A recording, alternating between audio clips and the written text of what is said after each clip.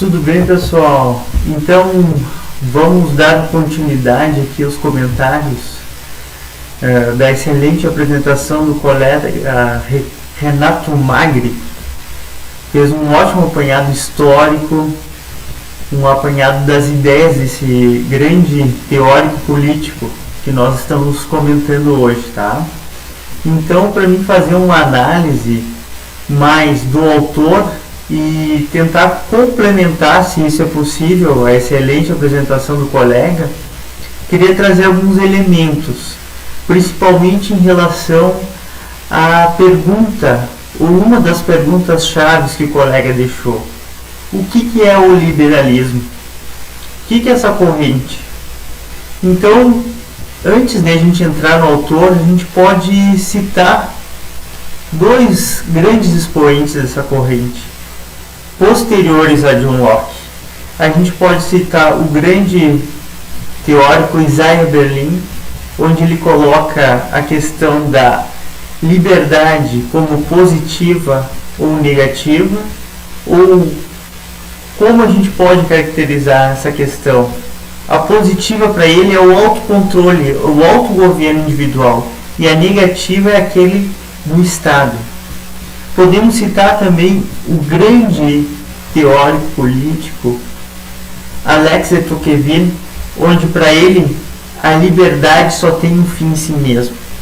Então são grandes expoentes do pensamento da liberdade ou liberal, que nessa época o Locke não estava ou não tinha esse termo ainda liberal como a gente conhece hoje. Tá? Esse termo veio surgir ali pelo século XIX, ali a partir de Napoleão, pós-Revolução Francesa, no final do século XVIII. Então teve todo esse contexto para começar a ligar o início do pensamento que a gente pode caracterizar hoje como liberal ao esse termo como a gente vê hoje como liberal. Muitas vezes a gente não divide o pensamento liberal como político, econômico, e o que a gente está buscando dentro desse autor é o pensamento político dele, tá? Então, para a gente fazer um contexto, o John Locke que a gente está vendo aí na imagem maior é um grande, na verdade, filósofo político, mas a formação dele, como o próprio colega colocou, é como médico. Então ele faz a formação na Universidade de Oxford, tá? No final do século XVII, então, ele já começa a ter a sua carreira toda consolidada, porque ele veio a falecer ali no início do século XVIII. Mas a gente não pode esquecer, como o colega fez também, pontuou, é em relação a onde que ele está inserido nessa questão. A gente não pode esquecer que o século XVII, onde ele passa a maior parte da sua vida inserido nesse período histórico, é marcado por um grande antagonismo entre a coroa e o parlamento. Tá? Então ele está vivendo dentro da questão da dinastia Stuart, defensora do absolutismo, e uma burguesia ascendente, partidária do liberalismo. Tá? Então todo esse caldo histórico tão presente diretamente na história desse autor, do John Locke. Então com isso ele acaba então pensando ou desenvolvendo todo esse pensamento que ele tem. Tá? A gente não pode, reforçando que essa obra dele, que a gente vai dar uma olhada depois, é lá da época de 1689 para 1690. Tá? Então é quase no final da vida desse autor. Tá bom, pessoal? Mas o John Locke, ele se enquadra dentro do pensamento desses outros dois personagens aqui que a gente está vendo, considerados contratualistas, ou melhor, justnaturalistas, tá? Porque eles trabalhavam muito com essa teoria dos direitos naturais, tá? E o que é essa teoria dos direitos naturais, pessoal? Um pouco a gente já esboçou no Hobbes sobre isso, que o Hobbes também faz parte dessa escola, como a gente pode ver aqui o John Locke no centro, Thomas Hobbes à esquerda dele e à direita o Rousseau, que a gente vai ver na próxima aula, tá bom? Então, qual é que é essa escola? A gente não pode esquecer o pensamento do homem no seu estado natural. Eles divergem um pouco no que seria esse estado natural, na questão do John Locke com o Hobbes, que é o autor que a gente viu na semana passada, que a gente não pode esquecer o seguinte, ó, que para o Hobbes, tá, esse ser humano nesse estado natural é um estado negativo, de intenso confronto, de intenso debate, embate. Para o Locke não. Para o Locke não, é uma atividade, os indivíduos já num estado mais harmonioso. Então, mesmo tendo uma certa harmonia, eles buscam, em algumas falhas desse sistema, entrar num acordo para se proteger. Lembrando que para o Locke, esse estado de natureza tem 3 características, que é a questão da propriedade.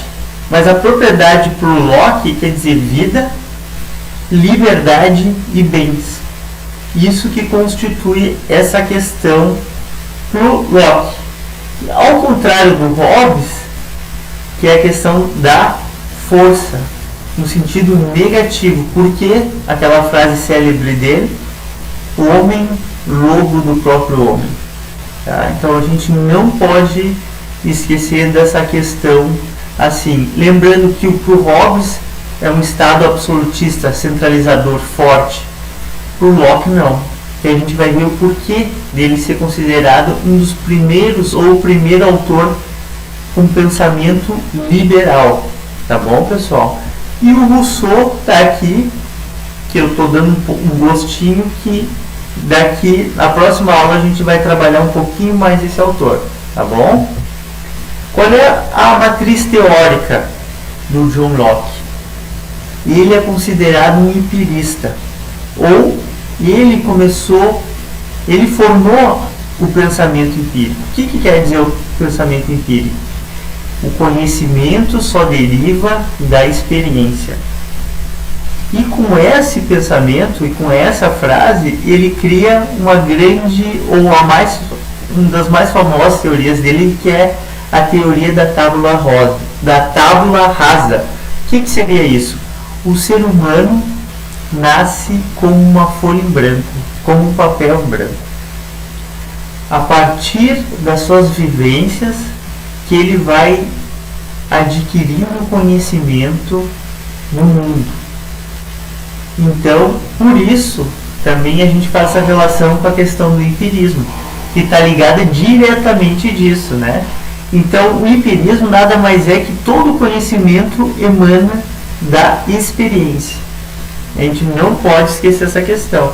Tem até um trecho de um livro aqui que eu quero repassar para vocês em relação a isso, que ele diz o seguinte: suponhamos, pois, que a mente é, como dizemos, um papel branco, desprovido de todos os caracteres, sem quaisquer ideias. Como ela será suprida? Ele pergunta. De onde lhe provém este vaso estoque, que ativa e que a ilimita fantasia do homem pintou nela uma variedade quase infinita? De onde aprende todos os materiais da razão e do conhecimento? Ele responde, numa palavra, a experiência. Todo o nosso conhecimento está nela fundado, e dela deriva fundamentalmente o próprio conhecimento. Esse pensamento dele, a gente não pode deixar de esquecer que é uma crítica à doutrina de ideias inatas, formulada tanto por Platão e depois retomada por Descartes. segundo o qual, para esses dois autores que ele está buscando refutar, tá? Determinadas ideias, princípios, noções são inerentes ao conhecimento humano e existem independentemente da experiência. Quer dizer o quê? Esses dois autores estão dizendo que, independente do conhecimento ou não, o ser humano já nasce com uma ideia pré-concebida, já tem uma visão de mundo. E o Locke diz que não, que o conhecimento que o ser humano adquire somente vem através da experiência. Então essa é a matriz da teoria dele da tábula rasa, tá? E isso faz parte também. Por que eu estou tentando trazer esses elementos? Porque eu estou tentando fazer uma reconstrução da formação ou do pensamento social do John Locke, pensamento político, que acaba então indo para essa grande obra que a gente busca destrinchar depois, pessoal. Tá bom? Então vamos entrar um pouquinho, olha, tá aqui dois exemplos ou duas capas do famoso escrito dele. Então a gente pode ver aqui que na nossa esquerda está a capa original, quando foi publicada lá, ó, a gente pode ver lá embaixo, em 1690, em Londres. E na nossa esquerda, então, uma capa com um período mais contemporâneo. Ali embaixo a gente pode ver então o segundo tratado sobre o governo civil. E agora vocês podem estar me perguntando, por que segundo tratado sobre o governo civil? Ora, na verdade, ele está fazendo um segundo movimento dessa análise sobre essa questão do governo. Por que segundo? Porque, pessoal, um pouco antes tinha um grande teórico também que não é muito conhecido, pelo menos passei a entender um pouquinho melhor lendo algum material dele, que é o Robert Filmer, que ele lança então um livro chamado Patriarca. O que é esse livro? Ele diz o seguinte, olha, não, a questão, o direito, tanto de um governo monárquico, é um direito divino. Por quê? Ele busca muito essa questão do direito divino dos reis com base no princípio da autoridade paterna de Adão. O que quer dizer isso? Ele dizia então que os monarcas modernos, como então eles eram conhecidos, eram descendentes diretos numa linhagem de Adão. Então por isso tinha uma legitimidade consanguínea que então possibilitava que eles permanecessem perpetuamente no governo, passando de geração em geração. O que o Locke quer dizer? Então ele refuta essa ideia desse autor, mostrando que não é, que isso não passa de conjugações, que não tem uma base empírica. Então, no primeiro ele refuta e no segundo então ele entra na teoria dele. O que é a base desse segundo tratado, pessoal, que o John Locke busca?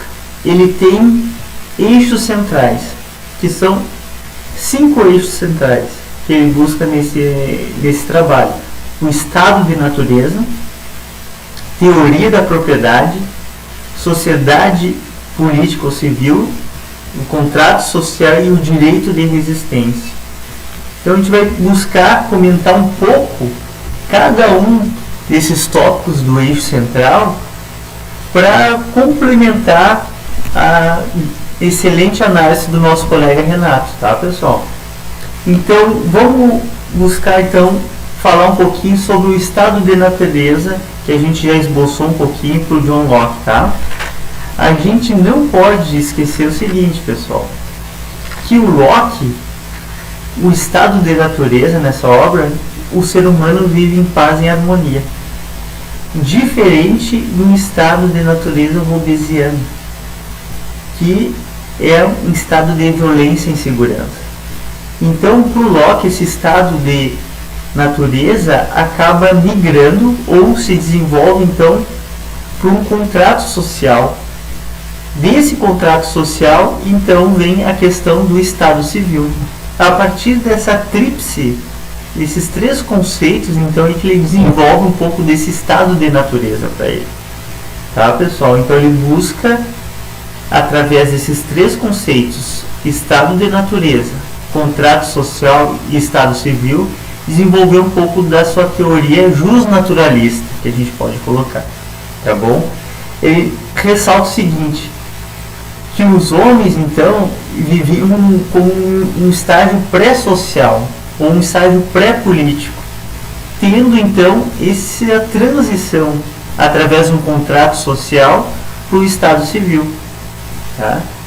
Agora, ele busca também, através disso, um pouco sobre a sua teoria da propriedade.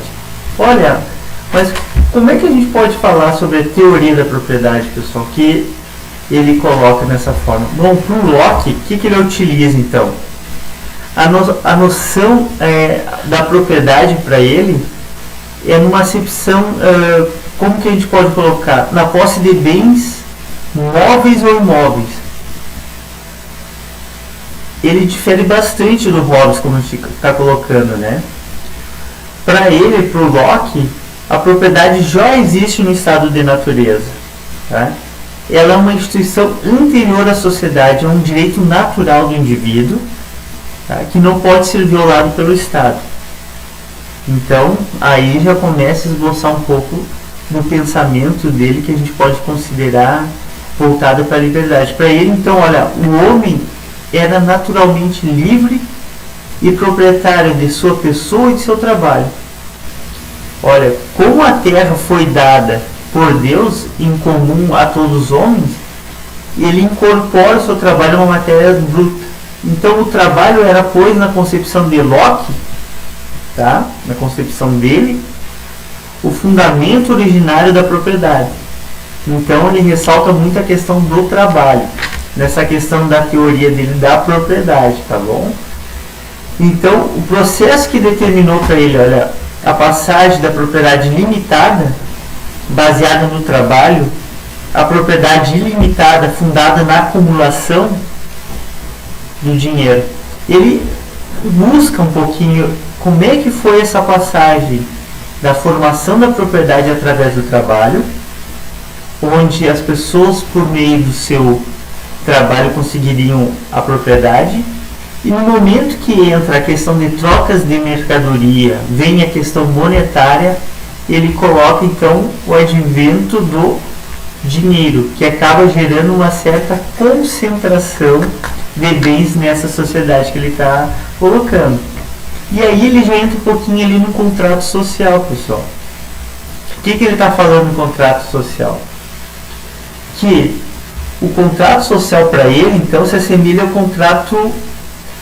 Na verdade, nada se assemelha com o contrato de Hobbes, porque para o Hobbes, os homens firmam entre si um pacto de submissão. Ah, isso eu quero destacar aqui. Qual é a diferença também nessa questão do contrato social? Para o Hobbes é um pacto de submissão. Tá? O objetivo é preservar vidas. Hobbes é preservar vidas. Tá? Para o Locke é diferente. É um pacto de consentimento, em que os homens concordam livremente em formar a sociedade civil para preservar e consolidar ainda mais os direitos que possuíam originalmente no estado de natureza. Tá? Então, a diferença entre os dois também muito forte nessa questão. Tá? Passando para um outro tópico aqui, dentro da obra dele, que é a sociedade política ou civil. O que ele está buscando dentro disso aqui? Tá? Ele coloca o seguinte, olha, os indivíduos dão seu consentimento unânime para a entrada do Estado Civil. Tá?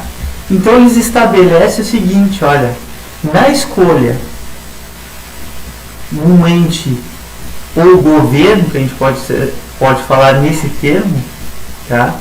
Eles têm que buscar o que? A unanimidade do contrato originário cede lugar ao que? A um princípio da maioria. Tá? segundo qual que prevalece a decisão majoritária. Então eles têm que entrar num acordo e buscar o quê? Qual vai ser o governo? A escolha vai ser através de uma monarquia de um, oligarquia de poucos, ou de muitos, como a democracia? Então, através dessa concepção, ele busca o quê?